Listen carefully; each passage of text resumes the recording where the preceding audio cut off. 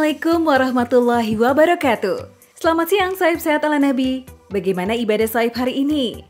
Meski pandemi COVID-19 masih mengganggu aktivitas keseharian kita, semoga puasa dan ibadah sahib tetap lancar ya. Amin. Mendekati penghujung tahun 2019 lalu, dunia digemparkan kemunculan wabah virus corona yang berawal di kota Wuhan, Cina.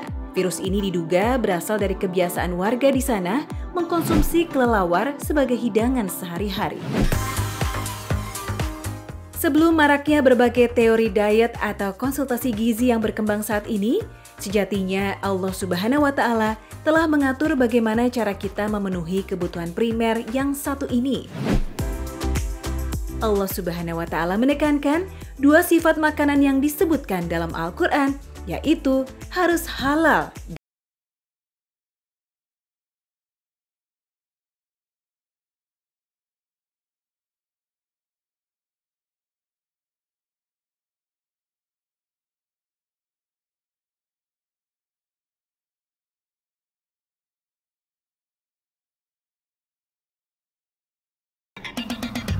Ingat ya sohib, halalnya harus dilihat dari dua hal nih, baik dari segi zatnya maupun dari segi prosesnya.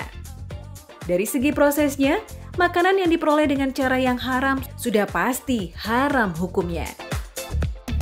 Lalu apa jadinya kalau kita tidak menjalankan aturan yang telah ditetapkan Allah Subhanahu wa Ta'ala? Sudah tentu hanya kerugian yang bisa kita dapatkan.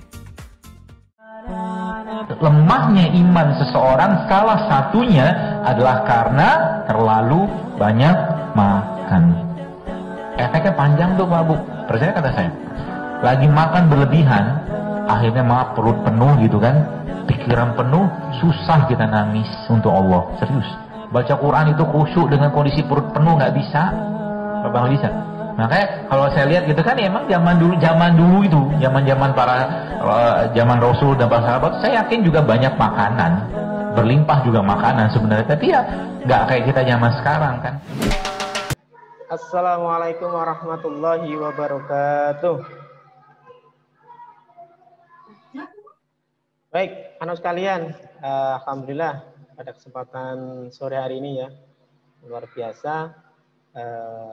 Kita bisa berjumpa di room atau Zoom ini, di ruang Zoom ini ya, secara virtual, dalam rangka untuk kita belajar bersama ya, alhamdulillah. Baik, anak sekalian, marilah pelajaran hari ini kita awali terlebih dahulu dengan baca basmalah.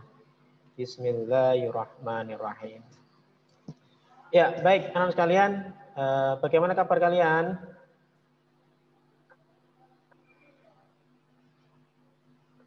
Gimana kabarnya? Baik ya. Ya, mudah-mudahan kalian dalam kondisi baik ya. Sehat terus. Jangan lupa untuk istirahat cukup, makan yang bergizi ya.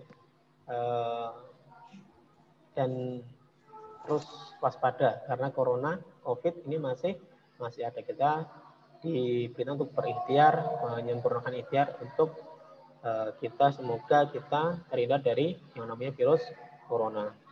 Baik anak sekalian, untuk hari ini kita akan belajar tentang makanan halal, ya, makanan minuman yang halal dan thayyib. Nah, ini satu bab yang insyaallah tidak terlalu sulit ya. Ya sudah tahu, ini adalah bagian dari kehidupan kita ya, untuk makan, minum. Nah, karena orang hidup itu butuh makan dan minum. Tentu saja kita harus perhatikan zatnya, caranya. Nah, ini halal tidak, ini thayyib tidak. Nah, pada kesempatan kali ini kita akan bahas ini. Baik, harus kalian, ini ada sebuah video yang bisa kalian perhatikan. Ini kalau tadi kita awal dengan melihat tayangan dari Ustadz Zaidul Akbar ya. Beliau memang konsen di makanan ya, Ustadz spesialis makanan gitu kan. Insyaallah kalian bisa ikuti kajian beliau di channel YouTube. Nah, itu banyak. Nah, itu beliau banyak mengupas cara sehat ala Rasulullah, makannya bagaimana, dan banyak sebenarnya ya. Baik, ini ada sebuah tayangan.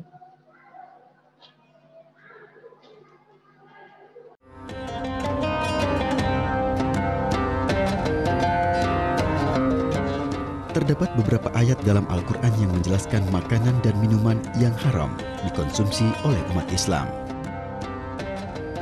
Di antaranya surat Al-Baqarah ayat 173 yang artinya, sesungguhnya Allah hanya mengharamkan atasmu bangkai, darah, daging babi, dan daging hewan yang disembelih dengan menyebut nama selain Allah.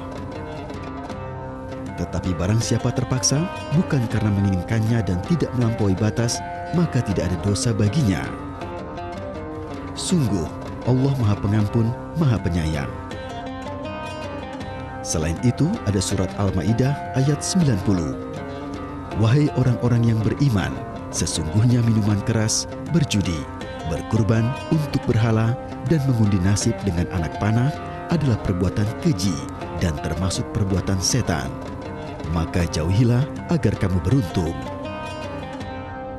Dari ayat-ayat tersebut, pada prinsipnya, makanan dan minuman disebut halal apabila terbebas dari unsur-unsur bangkai, darah, daging babi, binatang yang disembelih selain dengan menyebut nama Allah, dan khamar atau minuman keras.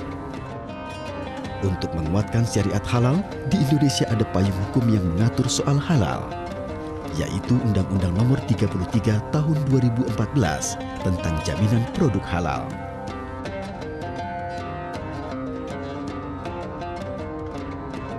Dalam undang-undang tersebut disebutkan produk halal adalah produk yang telah dinyatakan halal sesuai dengan syariat Islam, serta dikuatkan dengan sertifikat halal sebagaimana tercantum dalam pasal 4 yang berbunyi produk yang masuk beredar dan diperdagangkan di wilayah Indonesia wajib bersertifikat halal.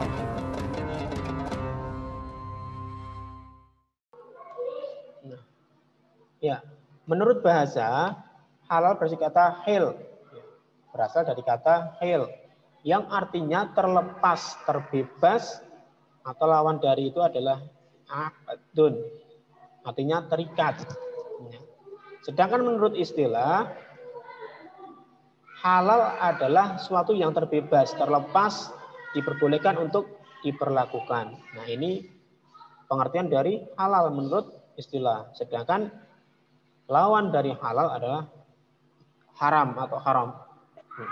Ini pengertian tentang halal. Lalu thayyib apa? Nah, thayyib artinya yaitu baik, berkualitas, bermanfaat. Ini pengertian dari thayyib. Lawan dari thayyib yaitu khaba'ith.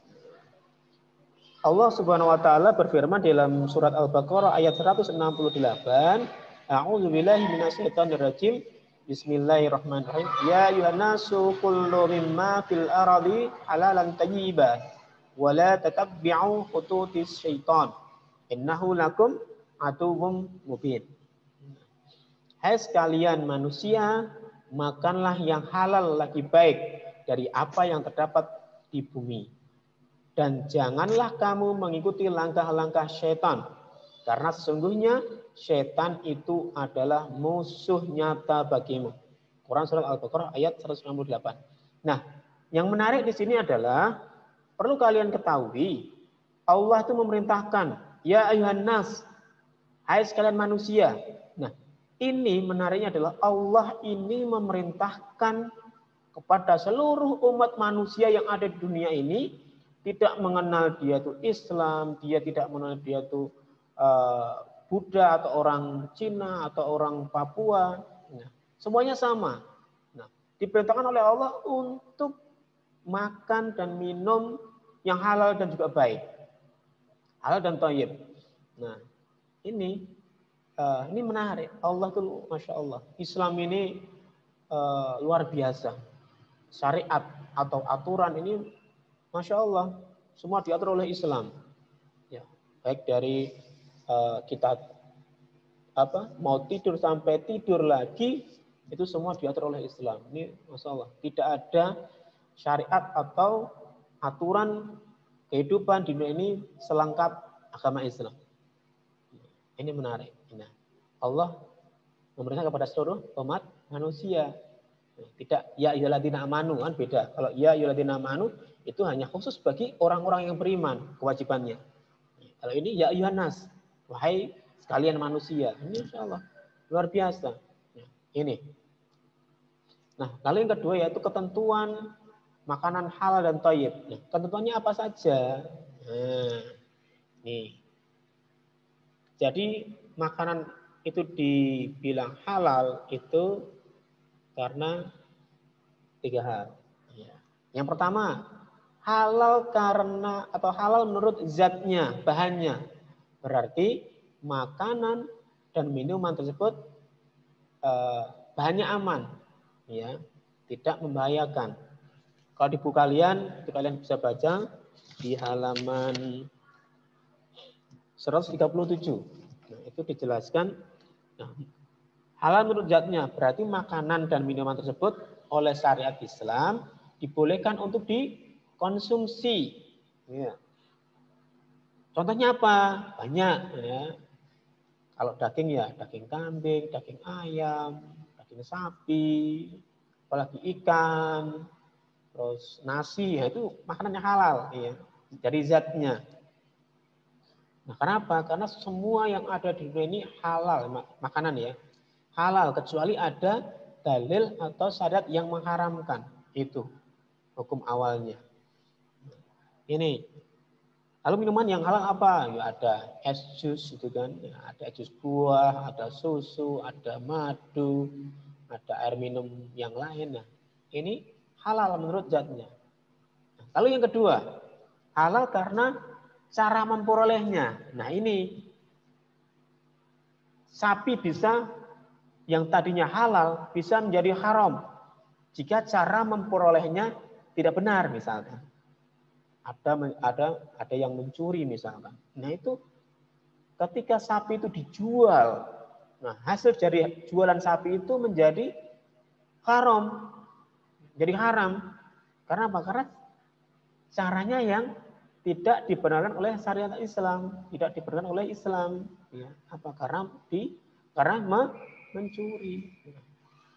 Nah ini cara memperolehnya. Lalu membeli makanan hasil apa? Hasil menipu misalkan.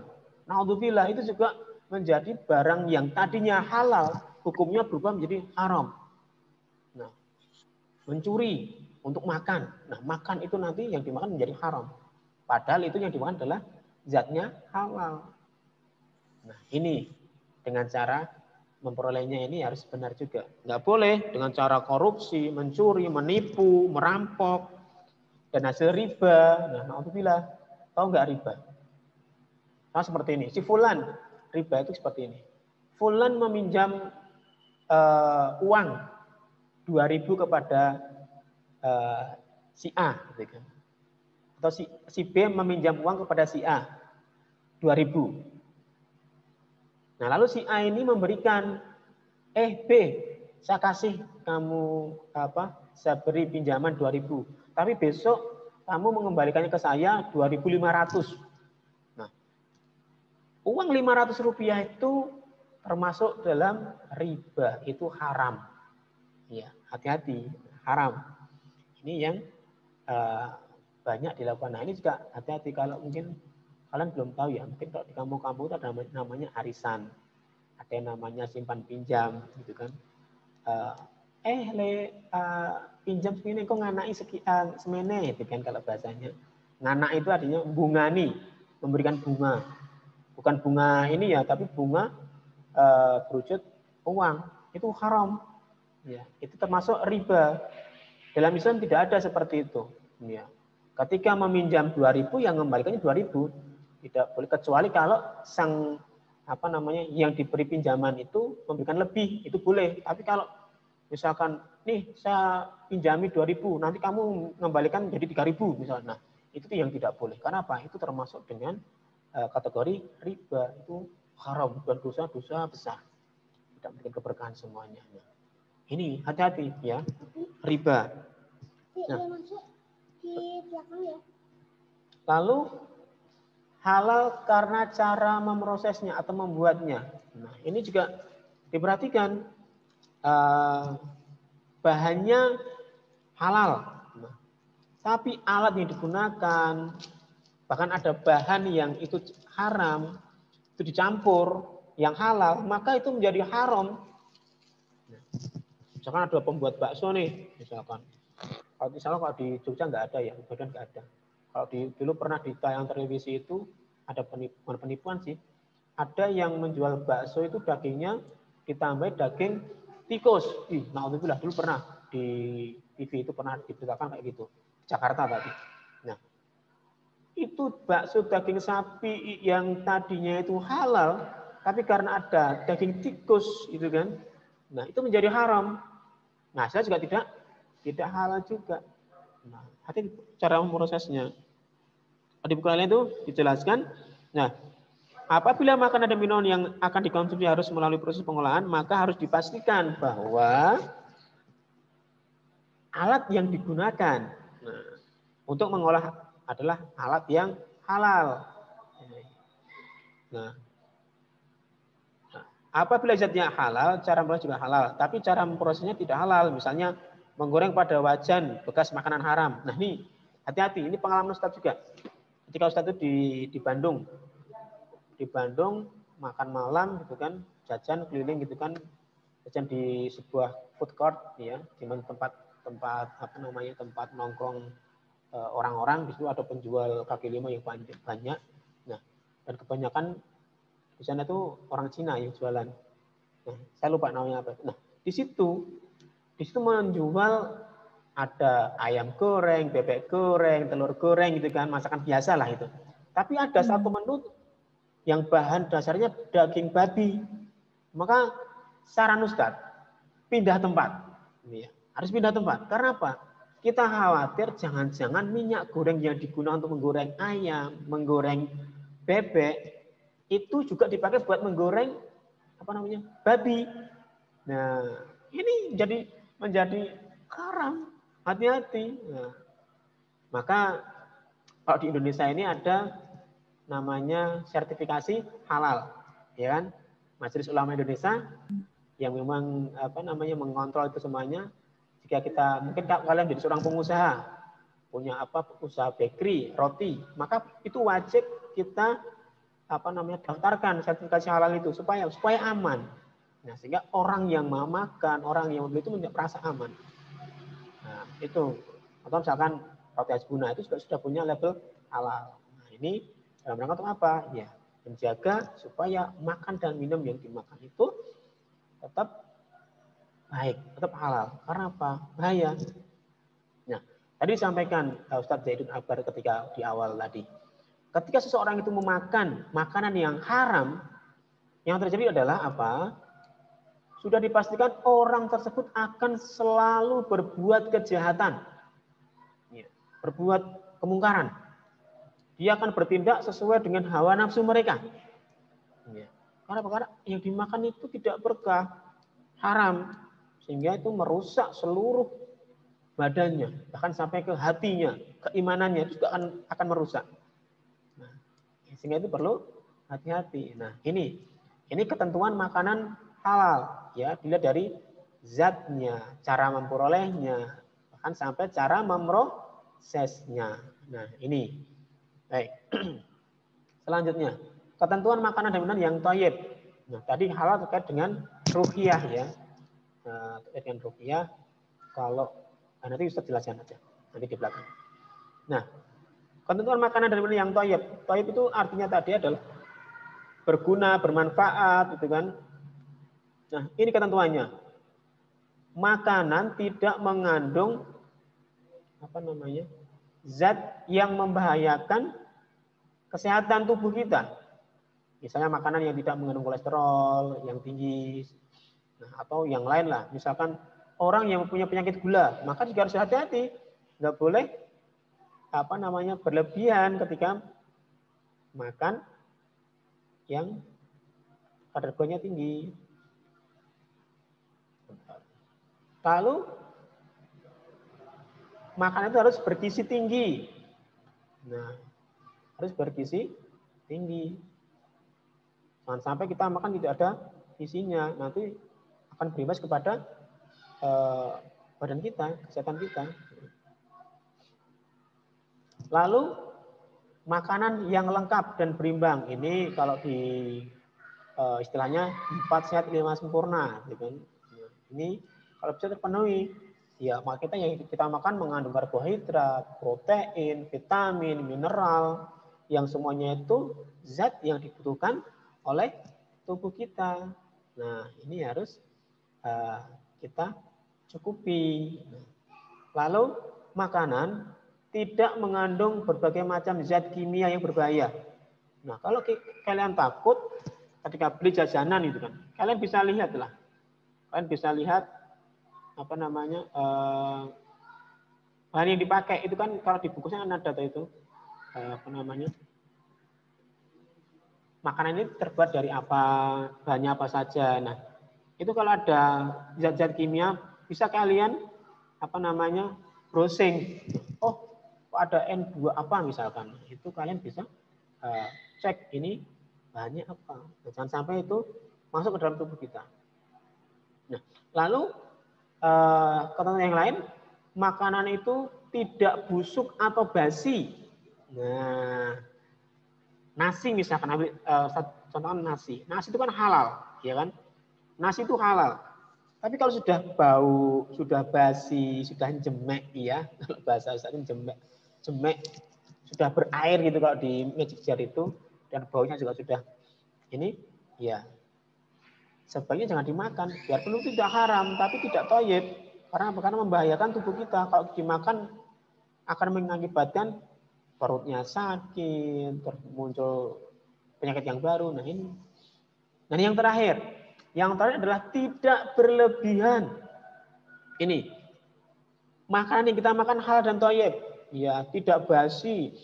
Tapi kalau kita makannya berlebihan, karena saking sukanya nih, langsung makannya dengan lahap sampai perut kenyangan, maka itu juga tidak baik untuk badan kita.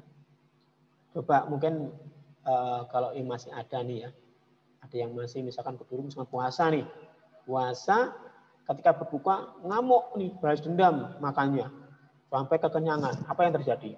Perut akan terasa apa ya, kalau bahasa Jawa itu sebah, ya, sesak, ya. Terus mudah ngantuk, mau berangkat tarawih sulit, ya, aras-arasan karena kelebihan makanan, ya, berlebihan, sehingga tidak baik untuk badan kita. Nah, ini ketentuan makanan dan minuman yang thayyib atau yang bermanfaat.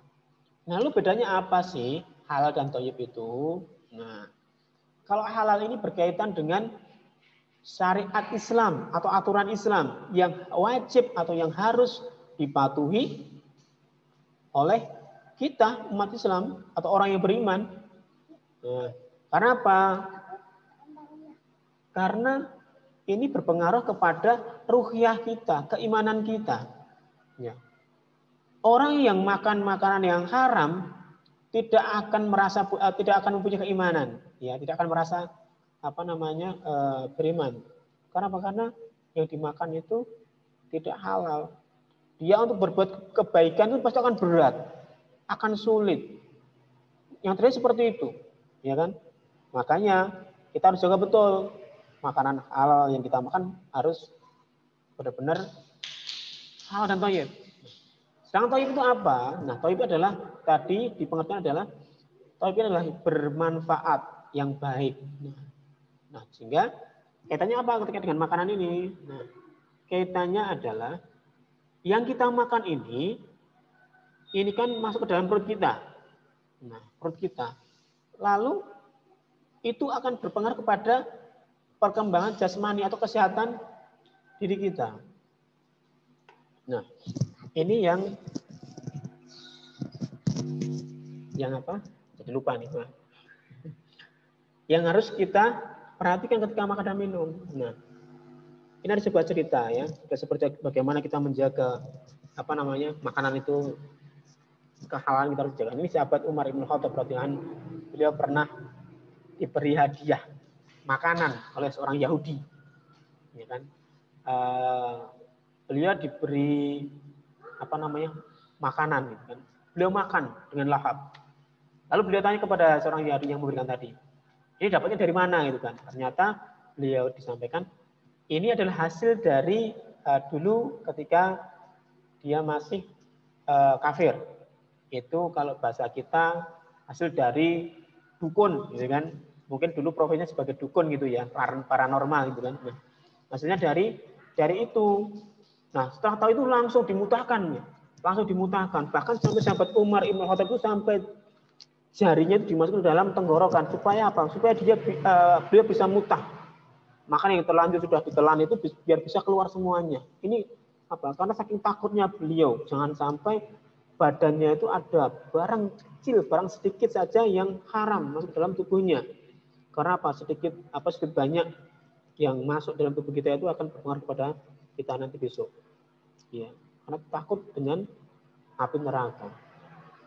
Ya, ini sehingga kenapa kita harus perhatikan makanan yang kita minum, makanan yang kita makan dan minuman yang kita minum.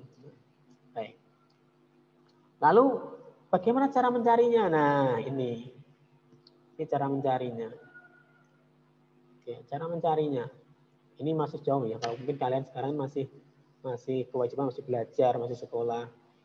Ini yang pertama. Pertama adalah kita atau kalian besok, itu kan ketika sudah selesai sekolah, sudah lulus kuliah, itu kan sudah mencari tempat untuk bekerja, itu kan. Nah, pilih profesi yang itu sesuai dengan aturan atau yang diperbolehkan oleh syariat Islam. Banyak, dari guru, dokter, perawat, dosen, apalagi ya.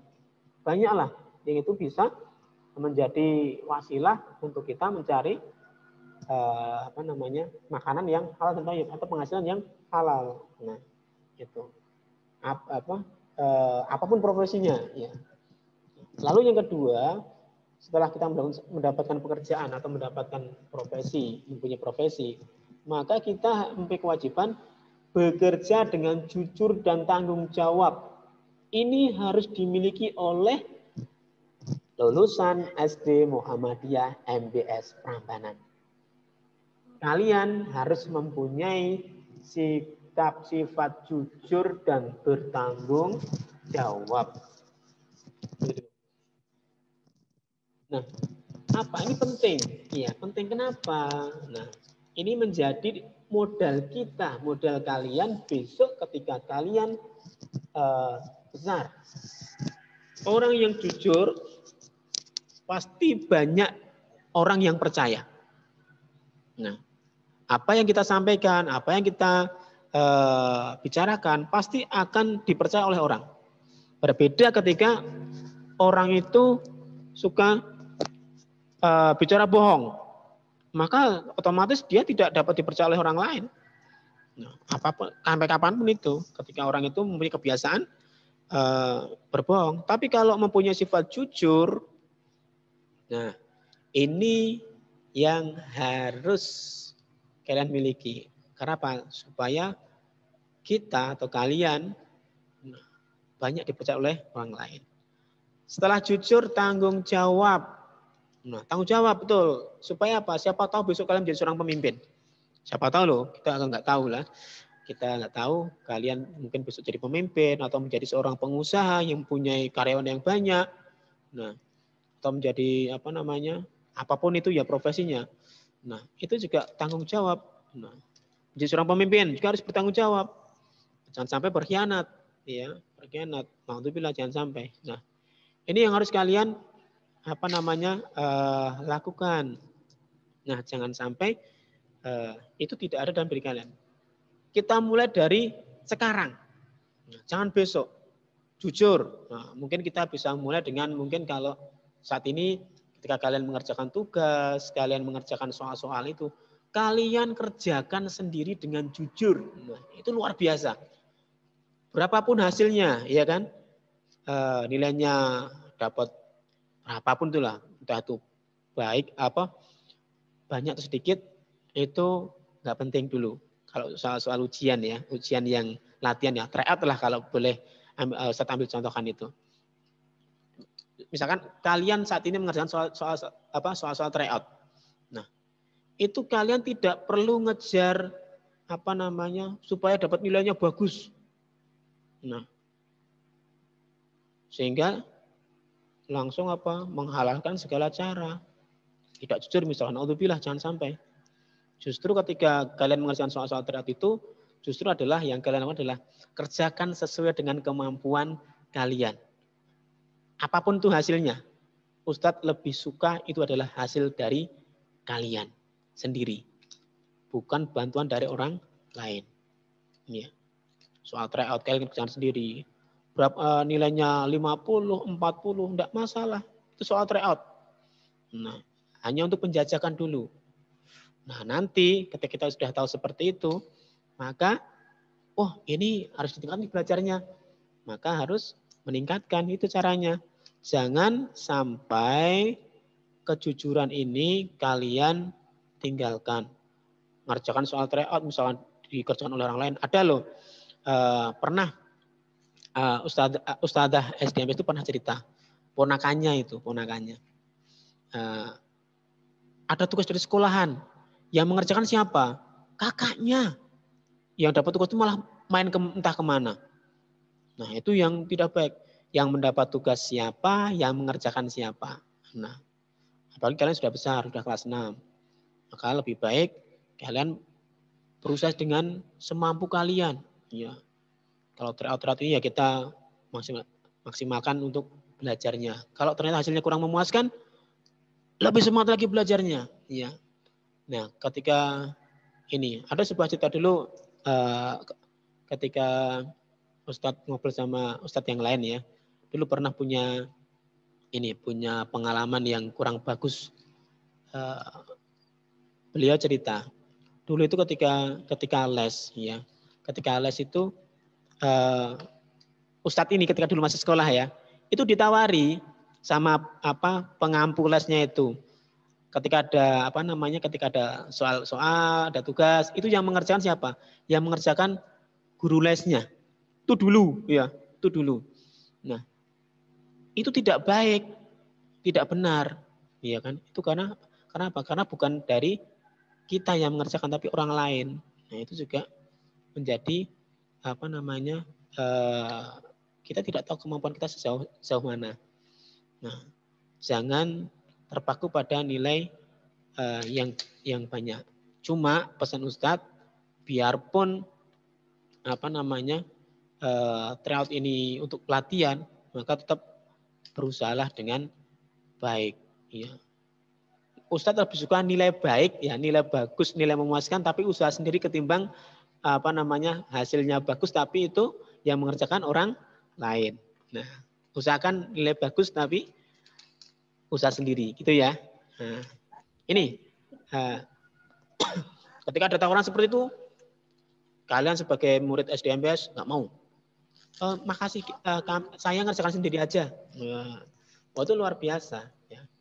Nilainya hasilnya seberapa pun nggak masalah, gitu kan. Ini baru ujian. Besok kalau sudah ujian sungguhan, maka harus siap-siap. Jangan lupa berdoa, berusaha. Nah, ini yang harus kita lakukan. Nah, ini yang terakhir. Cara mencari makanan yang halal dan thayyib. Nah, ini meminta izin kepada yang punya. Nah, ini sering ini di rumah misalkan pulang dari main sampai rumah, kok ini ada makanan, ada roti nih di atas meja. Langsung dimakan gitu. Nah, itu jangan. Tanya dulu, Bu, ini roti milik siapa? Boleh tidak kalau saya makan? Nah, itu minta izin dulu.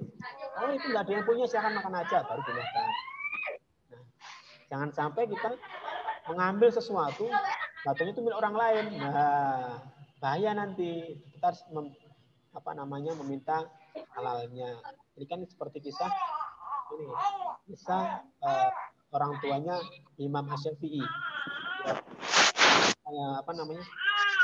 Melakukan perjalanan jauh di padang pasir, beliau haus, lalu beliau menemukan sebuah sungai, beliau cuci muka mau minum, tiba-tiba melihat ada yang hanyut, buah apel gitu kan.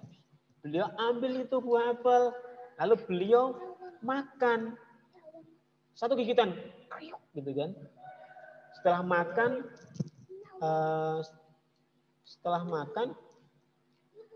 itu baru ingat, ini milik siapa? Kok saya makan? Lalu beliau Bentar.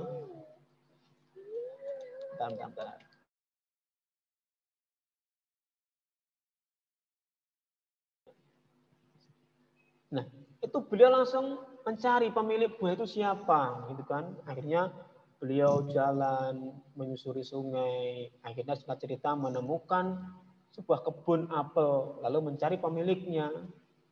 Singkat cerita minta halalnya, karena sudah terlanjur dimakan, gitu kan. Lalu sang pemilik kebun itu memberikan halalnya, tapi dengan syarat, gitu kan. Orang tua ayahnya Imam Syafi'i ini diminta untuk bekerja di kebunnya itu selama beberapa hari, gitu kan, kalau nggak salah, saya lupa. Nah, itu saking takutnya, ya kan, karena itu ini milik siapa, bukan miliknya kok dimakan. Itu nanti khawatirnya nanti ada yang mencari. Nah, itu masya Allah kehati-hatian dalam menjaga makanan minuman ini luar biasa. Ya. Dan akhirnya ketika menikah kan lahirlah Imam Syafi'i, insya Allah luar biasa beliau. Ilmunya sampai saat ini masih dipakai oleh seluruh umat Islam di dunia. Nah ini. Selain makanan, ini juga perlu kalian pahami juga. Ketika memakai atau meminjam benda, misalnya kalau kalian besok di sekolah, kalian memakai penghapus yang sering pinjamkan penghapus ya. Nah itu juga harus minta izin dulu, jangan langsung asal ambil terus lemut dipakai. Nah, itu jangan, minta izin dulu. Saya pinjam ini ya penghapusnya ya untuk menghapus ini. Oh saya pinjam pensilnya, saya nggak bawa ya. Nah, minta izin dulu. Minta izin dulu supaya apa? Supaya kita juga enak, tenang memakainya. Ini. Oh ya, ada satu yang ketinggalan. Ketika meminjam atau hutang, ini juga hati-hati. Dulu pernah di materi kelas berapa saya lupa itu. Terkait dengan ketika kita meminjam sesuatu milik orang lain, maka kita harus wajib mengembalikan. Apalagi kalau terkait dengan hutang, ya ini hati-hati. Nah, hutang atau utang piutang ini wajib hukumnya untuk dikembalikan. Ya, jangan sampai kalau kita hutang kok lupa, apalagi pura-pura lupa. Ini juga tidak diperbolehkan. Nah, hati-hati ini ketika hutang piutang. Bahkan ini ketika ada seorang yang berjihad di jalan Allah di medan perang, hanya beliau syahid. Tapi karena dia masih punya tanggungan hutang yang belum selesai, maka dia tidak langsung bisa masuk atau mendapat pahala syahid. Sampai hutangnya itu lunas atau selesai.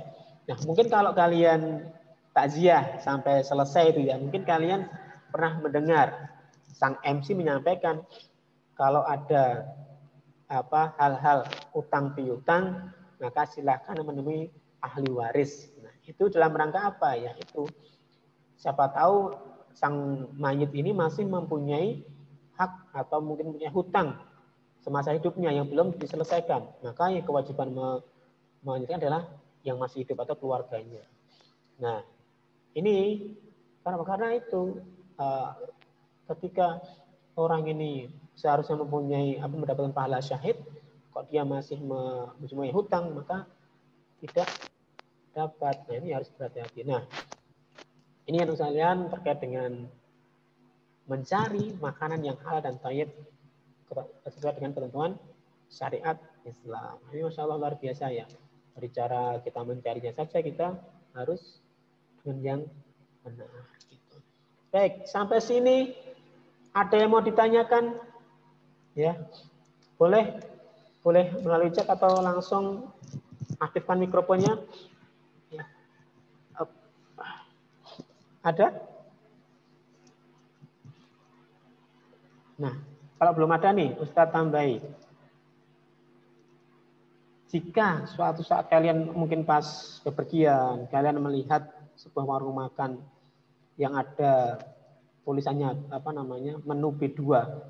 Itu ada yang tahu nggak? Apa? Itu menjual apa?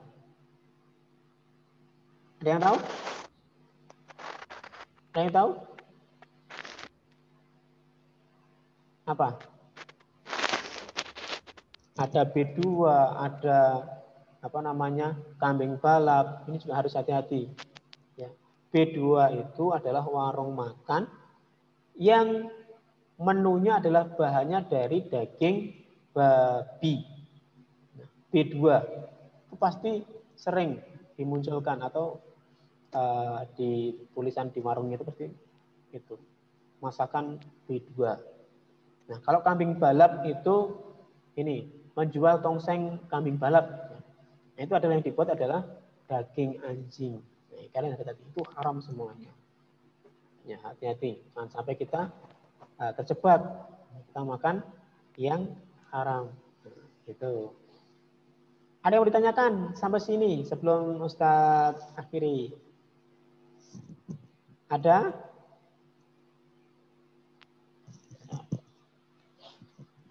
Terima kasih buat kalian, tetap semangat belajarnya, jangan sampai kendor, tetap jaga kesehatan, ya, jangan sampai kalian sakit, ya, tetap waspada, ikhtiar untuk kita terhindar dari corona, dan cepat selesai ya.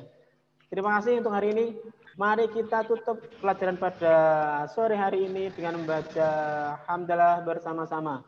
Alhamdulillahirabbil alamin.